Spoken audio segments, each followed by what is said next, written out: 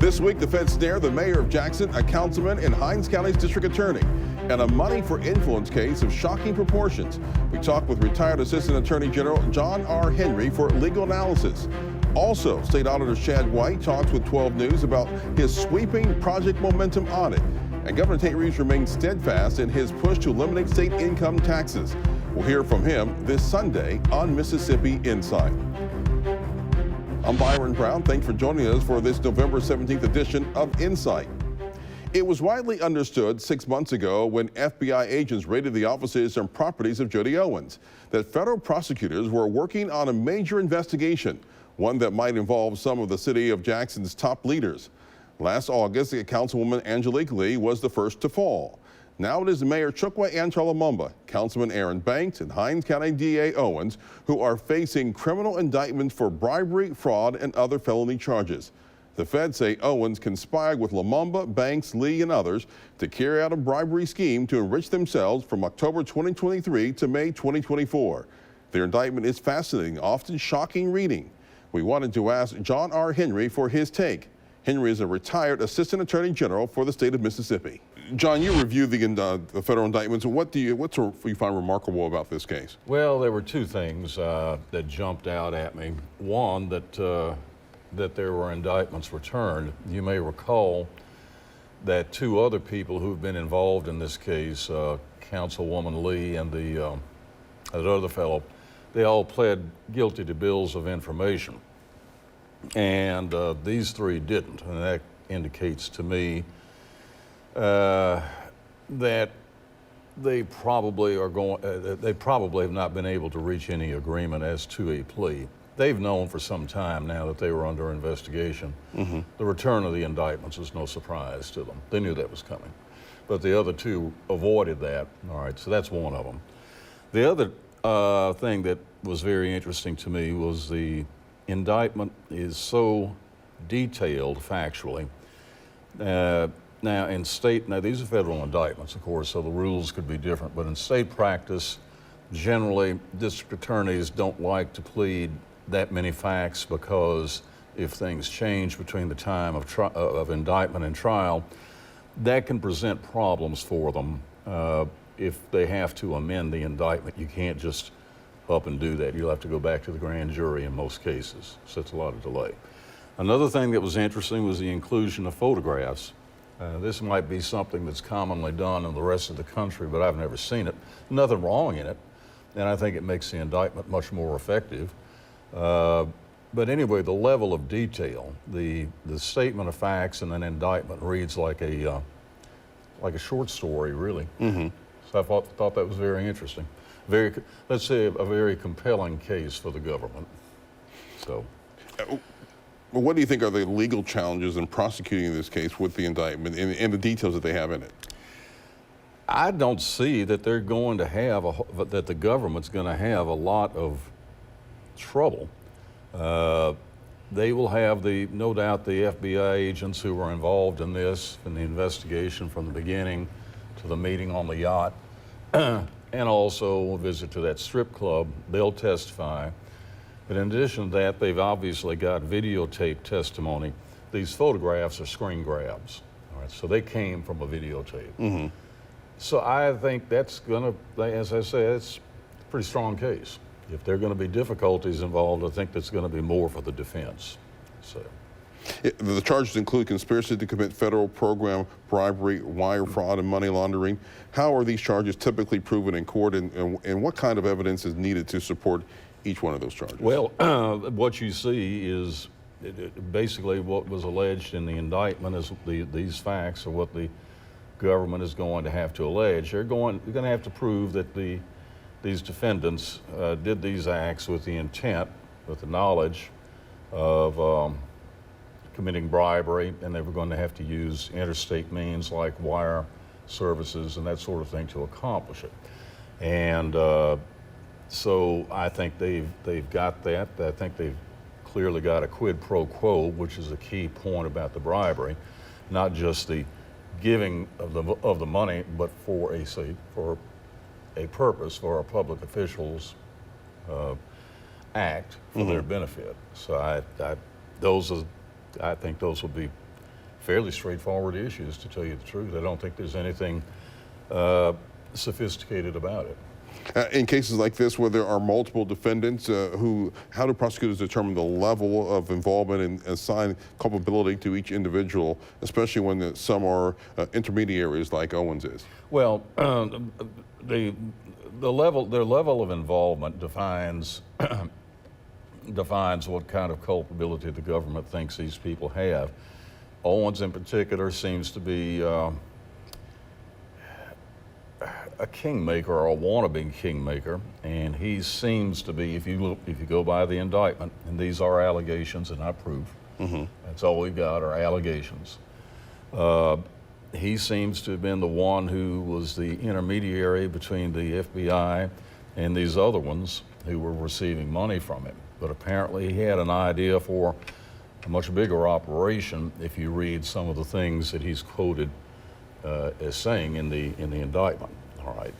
And obviously the public officials, how much money they were getting and how they were benefiting the sting, that depends, that affects the, as you say, level of culpability. You'll see that Angelique Lee, for example, of all of them seems to have less culpability, if only because of the amount of money. She took less than anybody else. Now legally, it didn't make her any less guilty, but in terms that may affect sentencing, and I think that's where that really comes down to, is sentencing is who's going to get the more time for these things. Do you anticipate any particular legal defense and strategy from a defense point of view? The only defense I frankly could see being raised is called the defense of entrapment. And word on the street is that one or more of them thinks that may be what they're going to pursue. But that's an extremely difficult defense to make. They're going to have to show that one, the government induced this, and two, that they didn't have any predisposition to commit these crimes. All right. And so it's going to be hard, and the key point is lack of predisposition. And that's going to be, if you look at these allegations, with one of them bragging about how much money he was getting and from what and what all he planned to do, it's going to make a lack of predisposition defense a little difficult to make, I think. But that's the only one really that I could see anyone raising, is entrapment. When we talk about entrapment and undercover agents that were using this, how does the law regulate the use of undercover tactics in such high-profile cases like this? Well, this is standard police law enforcement procedure. There's nothing illegal about asking somebody to commit a crime or investigating whether someone is predisposed to commit a crime. That's not an inducement. The line is nebulous, but what you can't do if you're law enforcement is you can't force somebody to do it, and you can't keep promising them things where it becomes more of a matter of it's a deal you can't turn down. That's where you sort of you cross the line. But acting like a developer, pretending that's what you are, giving people the opportunity to commit the crime if that's what they want to do, that's not entrapment. That's perfectly proper law enforcement investigation. And the indictment mentions the use of campaign donations to launder bribe money. What defenses might be raised against that accusation? I don't think it really matters whether it was, if they wanted to characterize the money that Owens is alleged to have given these people as campaign contributions or not. That's not going to change anything. They could call it anything they want. The substance is that he was taking this money, allegedly, because that's all we've got are allegations, taking this money and giving it to people, and they're going to call it campaign contributions and write a check and say it's campaign contribution. That's not going to affect anything. They can call it, as I said, they can call it what they want, but it won't matter. So. How does the presence of the public officials at a meeting where bribe payments were exchanged, such as on the yacht meeting mentioned, affect the prosecutor's ability to establish a quid pro quo arrangement? Well, I think that right there was the what we saw and the factual allegations concerning what happened at that yacht, that right there is most of the proof of the quid pro quo, because allegedly Mayor Lumumba then picked up the phone and called someone and told them to back this date up, all right, and he's getting paid to do that. All right, there's your quid pro quo. And you've also got evidently a videotape of him doing it, so. They all each pled not guilty at their initial hearing. They're back in court in January. What do you see happening come January? If they want a trial, they have a constitutional right to a trial, no matter how guilty people think they are or how guilty they are. That doesn't matter. But the question is, what's more beneficial to them, all right? Generally, you'll make life easier for yourself if you enter a plea of guilty, because you're, at least under the federal rules, it counts for something that you take responsibility for what you did, and that can reduce your sentence. But if you demand trial and you're convicted, then you don't have that anymore, so you can look to have a heavier sentence.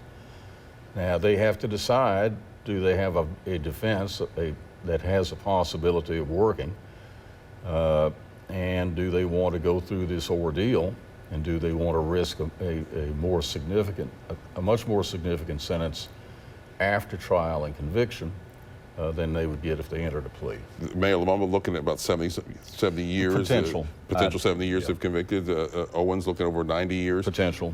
If there's a plea deal, what's the reality of what time they would see? Well, I would be extremely surprised if they saw the maximum. Mm-hmm. To my knowledge, none of them have a criminal record, no prior felony offenses. These are nonviolent crimes, victimless in the sense it's not like a theft or a robbery or something of that nature. In fact, and the public actually wasn't harmed except its right to have honest government working for it. Mm-hmm. So I would be, as I say, very surprised if they got anywhere close to the maximum. That said, I'd also be very surprised if they didn't get prison time. Mm-hmm. That's to say, I don't know what the federal judge would do. It'll be interesting between now and January. Of course, you know, ordinarily, January may be the date scheduled for trial, but very seldom do these cases go to trial on the first date scheduled. Mm-hmm. So maybe January, maybe not. All right, John Henry, thank you for your insight. Thank you. All right, and we'll be right back.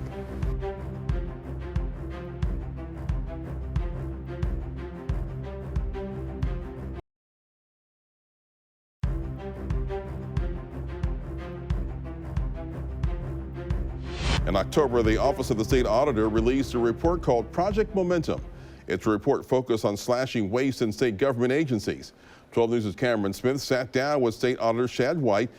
So let's look at the Project Momentum, just looking into that. So, let's see where I'm at. So a lot of your focus on the audit looks at the administrative waste in public education. Talk to me, what would you tell educators who may wonder how their funding will be impacted? Yeah. So what we have found, unfortunately, is that Mississippi spends a higher percentage of its K-12 education budget on administrative costs than every other state in the South, which just simply is not acceptable. I mean, we, to the best of my knowledge, last time I looked, still have the highest paid state superintendent of education in the country, but we have the lowest paid teachers in the country, even if you adjust for cost of living. We've got school superintendents in some rural poor school districts who make more money than the governor, but we've got teachers in those same school districts who go out of pocket to buy their own classroom supplies. That is simply not the priorities that we should have as a state when we're funding education. Everybody with common sense knows that the dollars that make the most difference in education are the dollars that go to the classroom, that go to teachers, that go to classroom supplies, that directly benefit students. So if anybody's wondering, well, what does this audit mean for me if my kids go to public school or if I'm a public school teacher? What I hope it means is that the legislature will get serious about making sure that money goes not to administrative waste, but goes to the classroom, that we can boost teacher pay, that we boost the dollars that are going into the classroom. That's what I hope will happen as a result of the audit. Another point you focused on is the unused state office space, which is a huge surplus of commercial real estate here and across the country. Some would call it a glut. So these are just some of the various properties. The value of some of those properties have declined. What could the state possibly do with these underutilized properties in this market environment? Well, what we focused on in the report was how the state is using the properties that the state is either leasing or owns. So state agencies like mine have to be physically in a place, and so what we saw is that some state agencies are in office spaces that are frankly just way too big for the number of employees that they have. So example, one state agency has about 800 square feet of office space per employee. It's basically a small apartment for every single employee. So our argument in the audit was, you don't need all that space. What we need to do as a state to save money is we need to move agencies into offices that fit the size of the agency. And then if we're leasing on office space that's too big for the number of employees in that agency, we need to break the lease on that lease, or we need to let the lease end and not renew it. That over time would save money for the taxpayers on what they're spending right now on office space. I also noticed that some agency leaders couldn't tell how their organizations were structured, whereas they weren't making the proper decisions because they didn't have the data or the technology to help them with that. So how does this play into the audit? Well, what I would say is, state government can be clunky. Government in general can be clunky, and so we identified a lot of waste. We identified a lot of expenditures that simply didn't make a whole lot of sense. But we also saw that there are agencies that could just function a good bit better. So one basic example is if you're an agency and you have folks who are coming in saying, I make a certain income, I'm below the poverty line, and I'm eligible for a series of programs that you offer. Greater use of technology might help that agency check to see if that same person has applied for a similar program at a different agency to see if they're lying about their income when they walk in. So that's an example of not necessarily inefficient spending, but an ineffective use of technology, a lack of technology, lack of coordination between two agencies, that if you put new technology into place, if you added greater coordination between those two agencies, they might be able to prevent some unnecessary spending.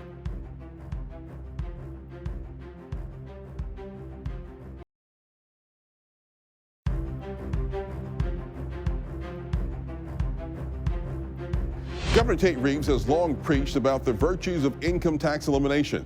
Now, with the 2025 session in sight, the governor is once again pressing lawmakers to revisit the idea. He talked with reporters Thursday as he announced new economic development projects across the state. It is something that that I am incredibly excited about.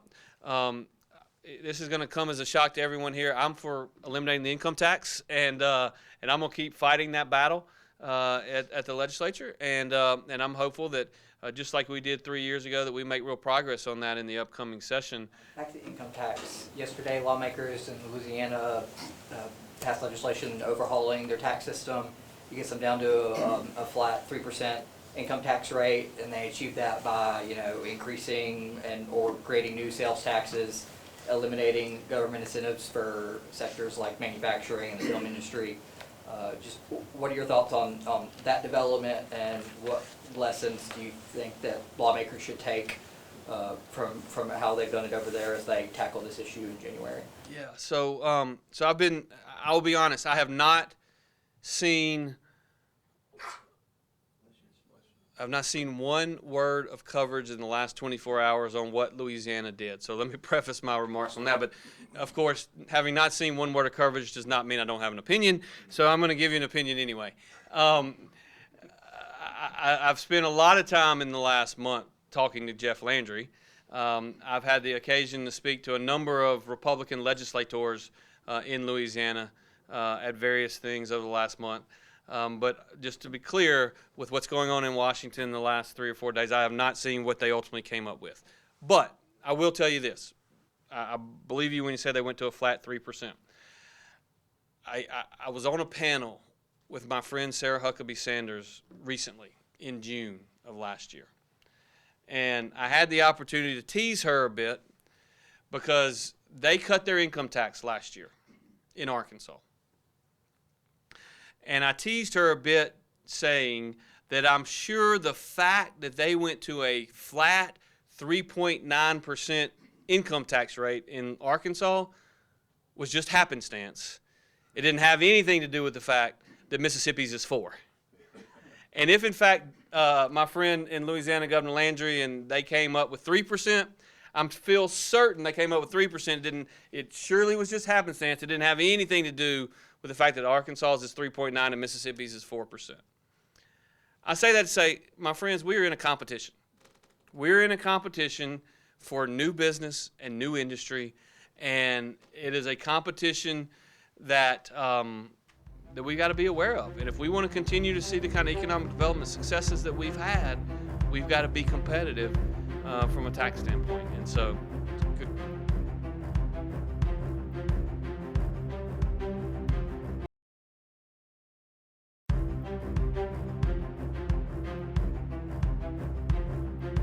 If you have comments or questions about today's show or suggestions for an interview or segment, just drop us a line. Email our producers. The address is news@WJTV.com. Big thanks to John R. Henry for joining us this week. We'll be back next weekend with more of the political and current affairs coverage that you demand. I'm Byron Brown from all of us here at 12 News. Make it a great weekend.